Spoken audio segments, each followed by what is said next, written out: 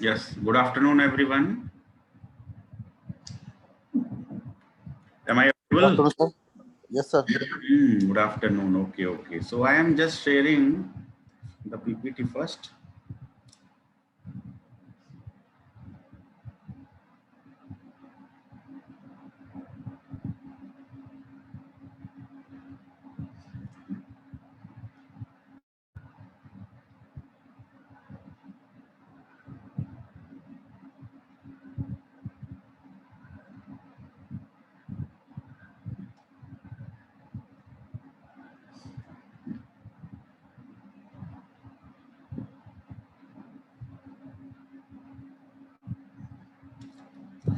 Yes, PPT is visible.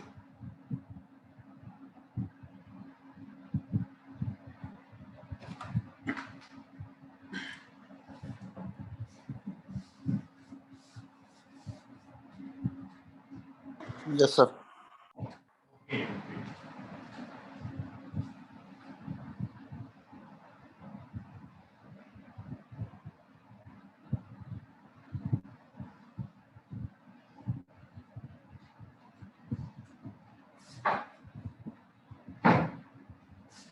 So what were we doing in the last class? Can anyone express in 2-3 lines? What were we doing in the last class? बस ये बताना है. Anyone? Can you summarize in 2-3 lines what were we doing in the last class? अंकुर चौहान, क्या आप summarise कर सकते हैं? Last class में हमने क्या किया था, बस ये बता. चलिए मैं समराइज कर देता हूं. In the last class, last to last class we have developed the weak form for the heat transfer problem. ठीक है, steady state convective heat loss है ना. उसे हीट ट्रांसफर प्रॉब्लम का नाम क्या है? Steady state convective heat loss. For that problem, heat transfer problem, we develop the weak form. Last to last class है ना. Yes, sir. In the last class we have applied this weak form है ना. So we have applied the weak form to solve a numerical problem on the heat transfer है ना. To solve a heat transfer problem, we have applied this weak form to heat transfer problem. So in this application, when we have applied this, we considered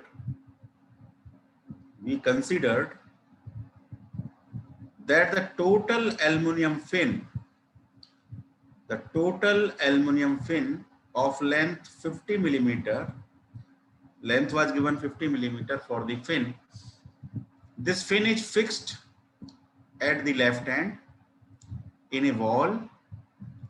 The temperature of the wall is how much? I think it is 300 degrees Celsius है ना. देख लेना कुछ गलत data हो तो. I think it was 300. The second end, the right end was insulated. This was the problem. So heat is transferred by convection and the heat transfer coefficient H was given in our question. How much it was given? कोई भी बता दें जरा, H की value कितनी थी हमारी problem में जो हमने की थी लास्ट क्लास में?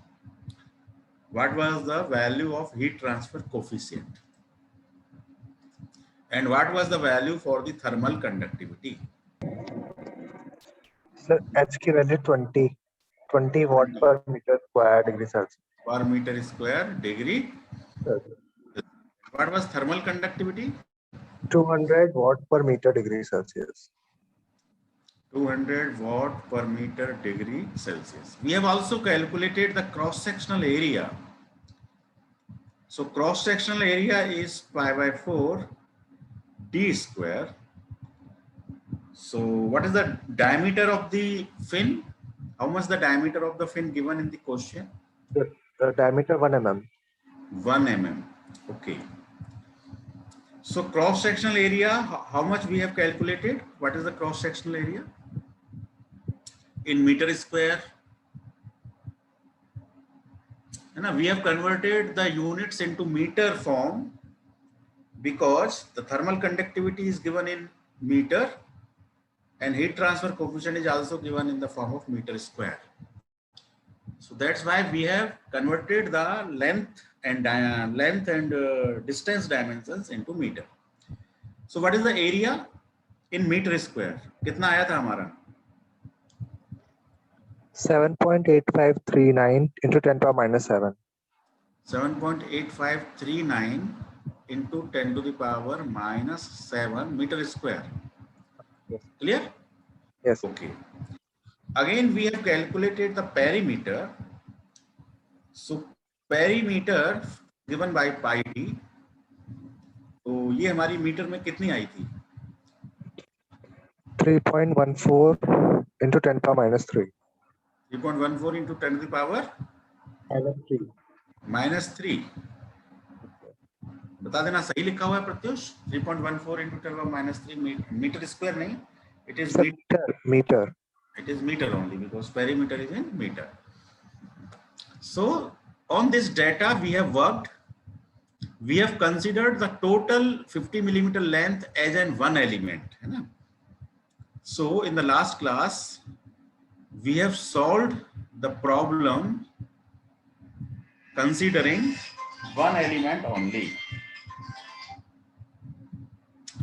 Considering one element only. So by considering this element, we have calculated the temperature distribution. Temperature distribution. So we have found the temperature at many points. Suppose this is the fin. So this fin is converted into only one element. So for this element, the length was 50 mm. And the temperature we have found at node number 1, node number 2. Then with the help of interpolation 1 and 2, we found the temperature of the other points. Let it is 3, this is 4, this is 5.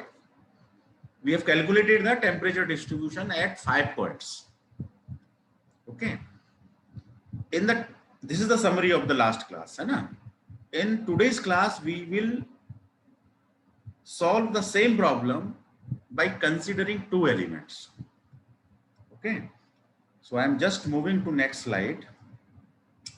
So now the case is considering two elements. Now we will divide the total fin into two elements. And then we will observe that the temperature distributions, we will again find the temperature distribution. And then we will check the accuracy of the results. So this is the fin. Okay. Now the fin is divided into two elements. This is the first element. This is the second element. So what is the length for the first element? It is 25 mm. What is the length for the second element? It is again 25 mm. We have made two equal elements, divided the total fin into two equal elements. Considering two equal elements, it is equal. So in this case, the length of the element is L by 2. So it is 50 by 2. So it is 25 mm, or it is 0.025 meter. Now this is important, length. In the diameter, there is no change. That is 1 millimeter to 1 millimeter ही रहेगा, है ना? कितने भी element में divide कर लें. The diameter of the element will not change. So it is 0.001 meter. Perimeter of the element again will not change. So already we have the data for the perimeter. It is 3.14 into 10 to the power minus 3. So 3.14 10 to the power minus 3 meter. The cross-sectional area will also not change. We have the data for cross-sectional area is 7.8539 into 10 to the power minus 7. 7.8539 10 to the power minus 7 meter square. Okay. Now I have to apply the weak form. So what was the weak form for one element? What was the weak form? So I am writing here the weak form. किसी को याद है weak form? Yes, weak form is K by L in bracket 1 minus 1 minus 1 1 plus second term is what was the second term? The matrix is 2 1 1 2 and what was the initial product in that term? Anyone बताइए 6PL क्या था उसमें? PL by 6HC क्या था? प्रत्युष जरा weak form बताएं. Yes sir, second वाला बताना. हाँ, सेकंड वाला टर्म. तो सेकंड में PHL by 6AC. Yes yes yes, PHL by 6AC है ना. So it is PHL divided by 6AC. AC means cross sectional area. Yes. The matrix is 2 1 1 2. Yes sir. और this total summation is known as by a special name, that is element conductance matrix. याद है ना? Yes sir, element conductance. Yes, it is element conductance matrix है ना? And multiplied by T1 T2 multiplied by T1 T2. So this is the left hand side. And what is the right hand side of the weak form? Sir, PH T infinity T infinity. T infinity is the ambient temperature by AC. By AC, है ना? And multiplied by L by 2. L by 2, L by 2. Yes, where L is the element length. So it is L by 2, L by 2. Plus the last term is heat flux term, that is simple, Q0 and Q start and Q end, or Q0 or QL. You can say in this way. So this was the weak form for the one element. Okay. If we apply this weak form on today's solution, so weak form will be applied separately for this element, separately for this element.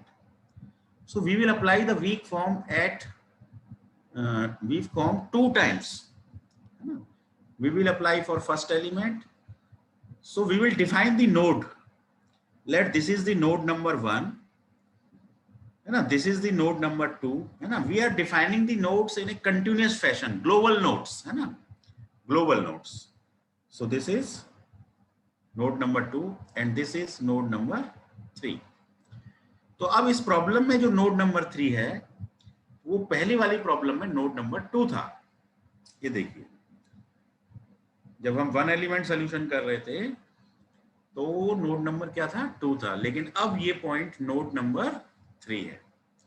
ठीक है, तो उससे confuse मत होना, हमें हमेशा global numbering sequence में करनी है. So this is the node. तो 1 2 are the global nodes for the element number 1 and 2 3 are the global nodes for element number 2. So let me make the connectivity table. I will make the connectivity table. So in this connectivity table, I will show the element 1 and 2. I will show the nodes. So global nodes are 1 2 and local nodes are 1 2. So these are the local nodes and this is the global node and this is element number element. Okay, so I'm making the connectivity table. So these 1 2 are the local nodes. For the element number 2, the global nodes are 2 3 and local nodes are 1 2 again. Local nodes तो हमेशा 1 2 ही होते हैं, ठीक है। So these are the global nodes, ठीक है। अब देखिए, यदि मैं इस एलिमेंट के लिए वीक फॉर्म अप्लाई करूं, फिर इस एलिमेंट के लिए वीक फॉर्म अप्लाई करूं, फिर उन दोनों को मैं समराइज करूं, तब मुझे फाइनल वीक फॉर्म मिलेगी। Then I will get the final weak form. तो अब क्या करना है हमें, देखिए हम आते हैं वीक फॉर्म पे। वीक फॉर्म में जो पहली मैट्रिक्स है दैट इज 1 -1 -1 1, उसमें किसका मल्टीप्लिकेशन है, k बाई एल का मल्टीप्लिकेशन है। तो यदि मैं यहां पर इस एलिमेंट के लिए इस मैट्रिक्स को नोट करूं, तो मैं क्या कहूंगा, K1 है ना, conductance matrix K1 will be k by L 1 -1 -1 1, यही तो होगा। अब k की वैल्यू इस एलिमेंट के लिए हो चाहे इस एलिमेंट के लिए एक सी होगी, तो ये वैल्यू बाद में पुट कर लेंगे। L की वैल्यू 25 mm है, L की वैल्यू कितनी है, 25 mm, ये भी हम बाद में पुट कर लेंगे, ठीक है। तो L, K and L are same for both the elements. इसके लिए मैट्रिक्स 1 -1 -1 1 1 -1 -1 1 ये होगा। और इसकी नंबरिंग यदि करें तो ये 1, नंबरिंग को मैं किसी और कलर से कर देता हूं,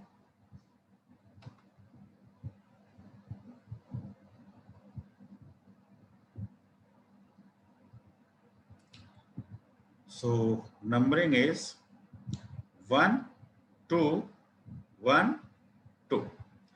Similarly, I write the conductance matrix, this part for the second element, then this will be k by l again 1 -1 -1 1, and the nodes are now 2 3, the global nodes are now 2 3, notes बदल गए, matrix तो वही रही, ठीक है। और देखें conductance matrix में क्या आएगा, PHL by 6AC, ये आएगा ना P। अब पेरीमीटर दोनों एलिमेंट्स के लिए सेम रहेगी, है ना, H भी सेम है, L भी सेम है, एरिया भी सेम है। So this product is same for both the elements. तो अभी इसकी वैल्यू नहीं रख रहे हैं, इसको हम एज इट इज रख दे रहे हैं यहाँ पे। तो I am writing it over here, PHL divided by 6AC, so it is 2 1 1 2, यही आएगा। और इसकी भी जो नंबरिंग है, ग्लोबल नंबरिंग, वो इसी तरह से होगी 1 2 1 2, है ना, 1 2 1 2 यही होगी। और इस सेकंड वाले में K2 में देखें तब भी इसमें भी यही टर्म आएगा, PHL by 6AC, the matrix is 2 1 1 2, but the numbering will be 2 3। केवल नंबरिंग का फर्क है, बाकी तो कोई फर्क है नहीं, सारे प्रोडक्ट वही हैं, only the numbering is different। so for this case the numbering is how much,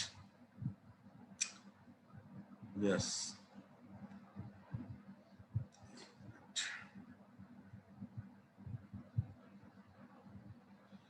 numbering is 2 3 2 3, and here it is 1 2 1 2। ये बात क्लियर हुई कि नहीं हुई अभी तक, ये बताओ। What I have done, I have applied the weak form for both the elements separately. So I have found the conductance matrix for the first element and conductance matrix for the second element.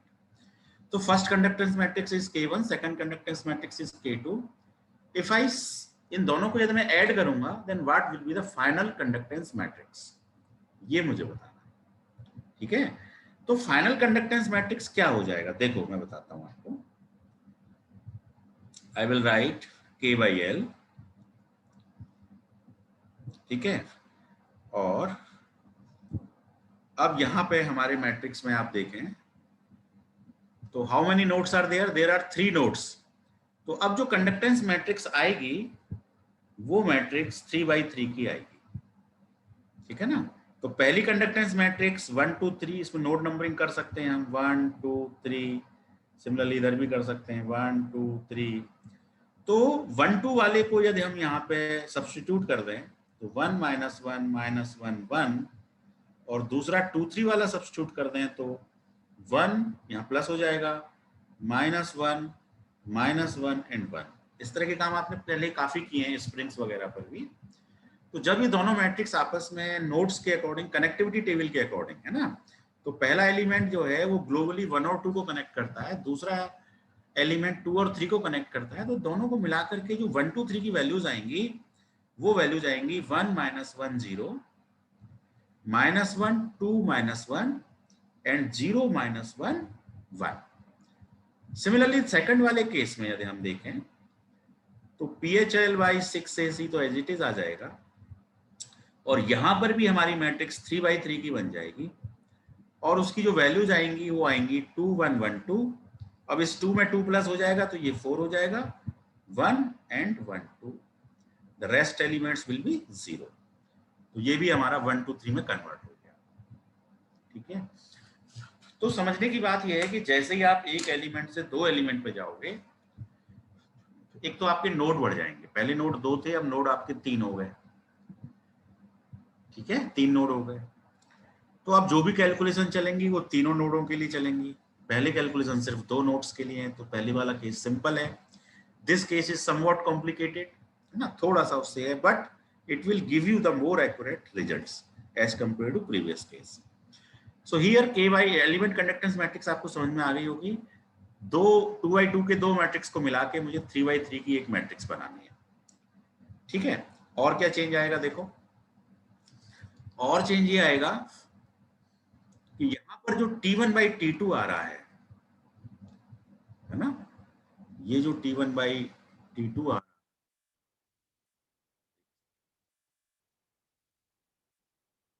ये जो आपका T1/T2 आ रहा है, T1 T2, so this will be changed to T1 T2 and T3। now we are working on 3 nodes, तो ये vector भी change हो जाएगा, ये मैट्रिक्स चेंज हो गए 3/3 में, है ना, ये 3/3 में चेंज हो गया, ये 3/3 में चेंज हो गया, टेम्परेचर T1 T2 T3 में चेंज हो गया। ठीक है, अब राइट हैंड साइड पे देखते हैं कि राइट हैंड साइड में क्या चेंजेस आएंगे। तो देखो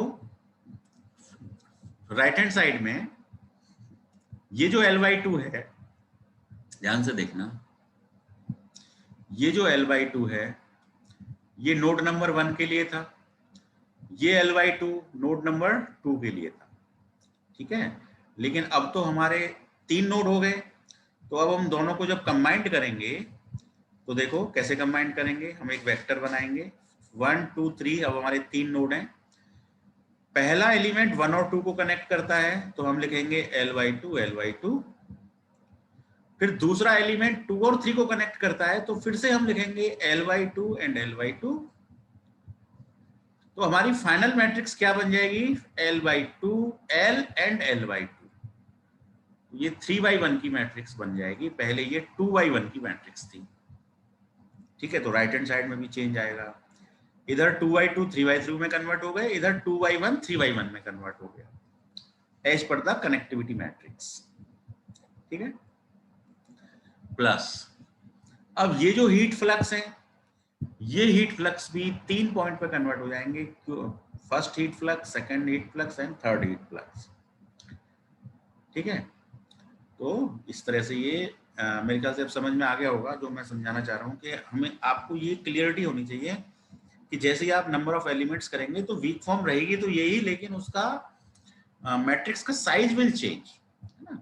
बाकी ये जो टर्म है ये सेम रहेंगे, KYL में कोई चेंज नहीं आना है, PHL/6AC में कोई चेंज नहीं आना है, PHT∞/AC में भी कोई चेंज नहीं आना है। तो मैं अब आगे न्यूमेरिकल कैलकुलेशंस पे चलूंगा, यहाँ तक कोई डाउट है तो प्लीज बताइए, और यदि क्लियर है तो क्लियर बोल दीजिए, अदर डाउट पूछिए। यस प्रत्युष, क्लियर है यहाँ तक? Yes sir, clear. ओके, तो चलिए अब इसको जरा सा अप्लाई कर देते हैं, है ना।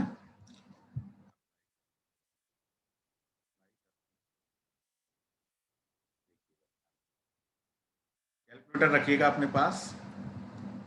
ठीक है, अब मैं थोड़ा सा कैलकुलेशन पार्ट करूंगा तो इट विल बी k/l। बताओ k की वैल्यू कितनी थी? 200 एक बार फिर से बोल दो, what is the value of k? 200 200। l की वैल्यू कितनी है? 0.025। वेरी गुड, k/l हो गया है। ये कलर आपको दिखाई दे रहा है कि नहीं, येलो नो वाला, या कम दिख रहा है? कम दिख रहा है सर। कम दिख रहा है, तो ये कलर मैं चेंज कर देता हूँ। I am changing it to now blue. ठीक है, ब्लू लिखता हूँ मैं दोबारा से। देखिए 200 डिवाइडेड बाई 0.25, ये k/l हो गया। तो 0.025। 0.025, यस। और ये हमारा बन गया था 1 - 1 0, उसके बाद -1 2 0 2 और -1 2 -1 -1 0 और 0 -1। -1 1। क्लियर? प्लस फिर हमारा टर्म आया था PHL। तो पेरीमीटर की वैल्यू क्या थी प्रत्युष? सर अगर मैं perimeter divide by cross section area कर दूं तो उस हाँ, पूरे की वैल्यू 4000 है। ओके, P/AC की, यस सर। P/AC ना? यस सर, P/AC की वैल्यू 4000 ओके, आ रही है। तो डायरेक्ट रख देते हैं ना, 4000 P/AC हो गया। तो हमारा था 6, तो 6 इंटू आएगा, नहीं PHL है ना, PHL/6 PH कितना था हमारा? 20। हमारा था 20 यस सर, या 15? 20। 20। तो ये हो गया H, L की वैल्यू 0.025, तो ये हो गया PHL डिवाइडेड बाई ACBC में आ गया। तो अब नीचे 6AC था ना, PHL डिवाइडेड बाई 6AC, तो केवल 6 आ 6 जाएगा। आएगा।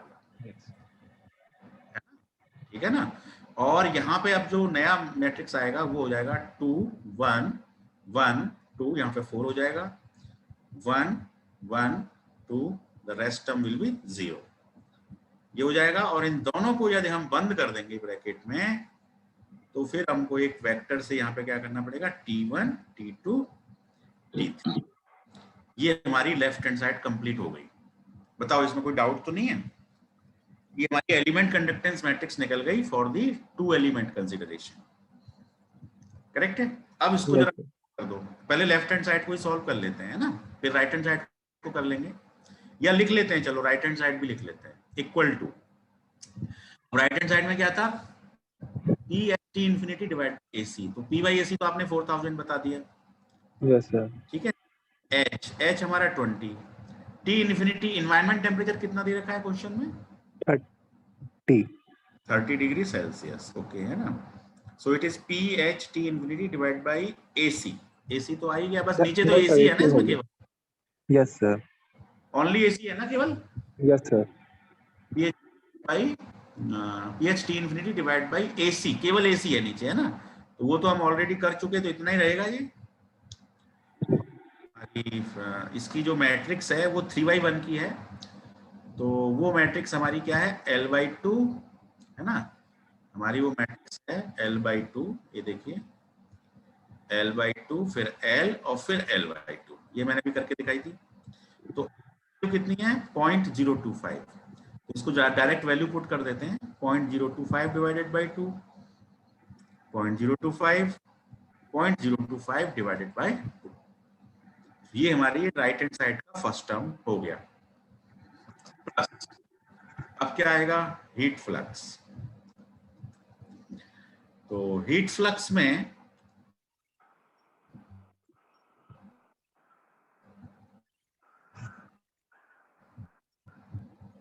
Q1 Q2, ये तो हो गया फर्स्ट एलिमेंट के लिए, Q1 Q2 है ना। मैं एलिमेंट बना के दिखाता हूँ जरा। मान लीजिए कि ये एलिमेंट है। अब हमने नोट की नंबरिंग कैसे की है, 1, बीच में हमने लिया 2, फिर लिया 3।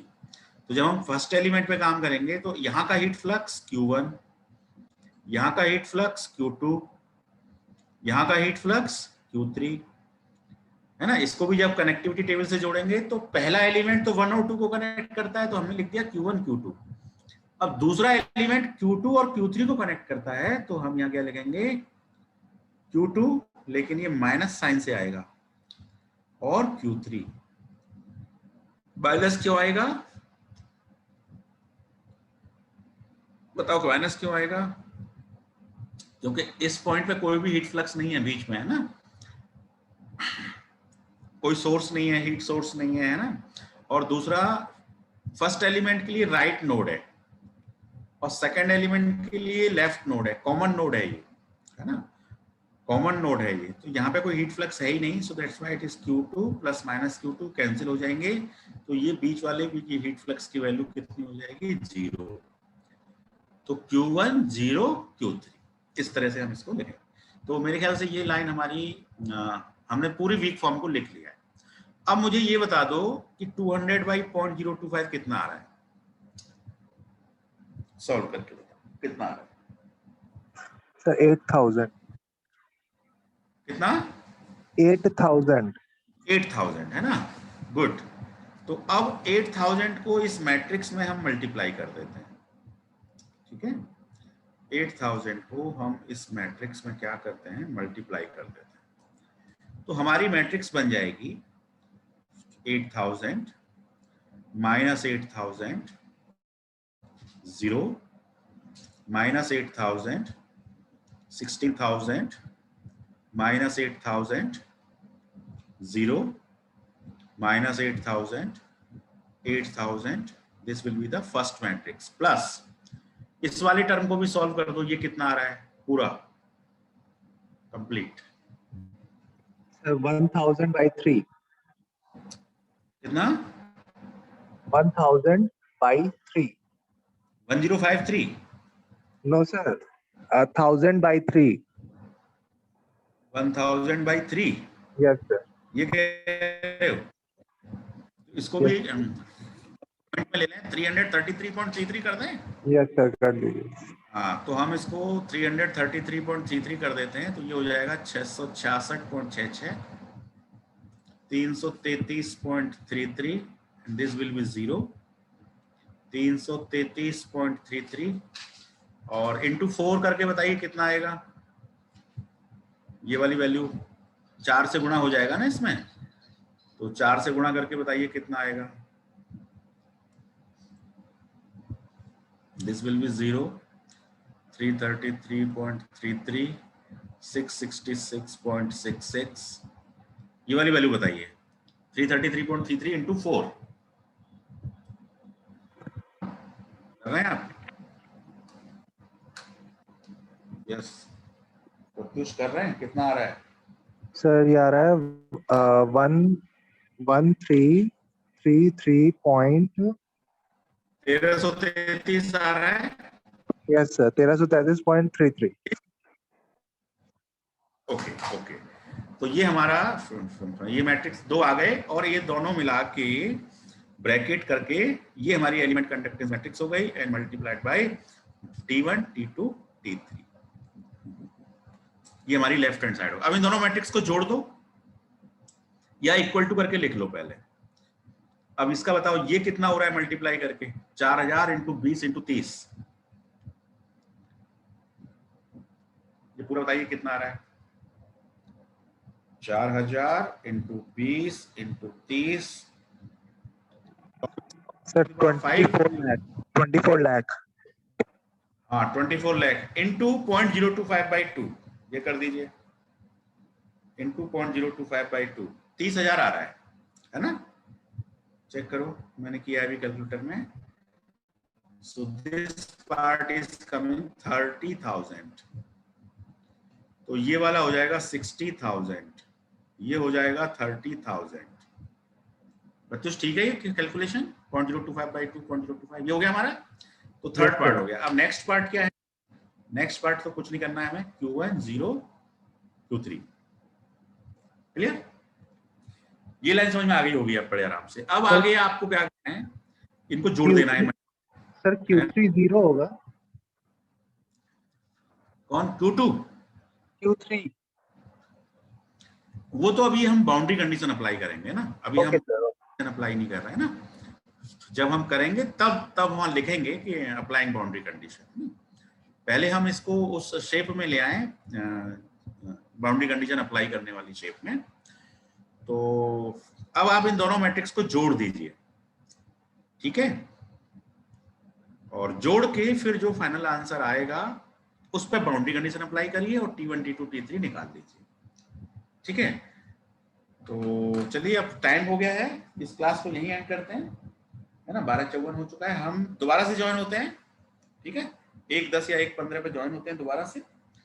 Then we will continue this problem, है ना, जब तक आप लोग सेल्फ सॉल्व करिए इसको बाउंड्री कंडीशन के हिसाब से। ओके, तो बस ये जरा स्क्रीनशॉट ले लीजिए, ये मैट्रिक्स मुझे लास्ट का नोट करा देना बस क्लास के शुरुआत में, है ना। Take the screenshot of this.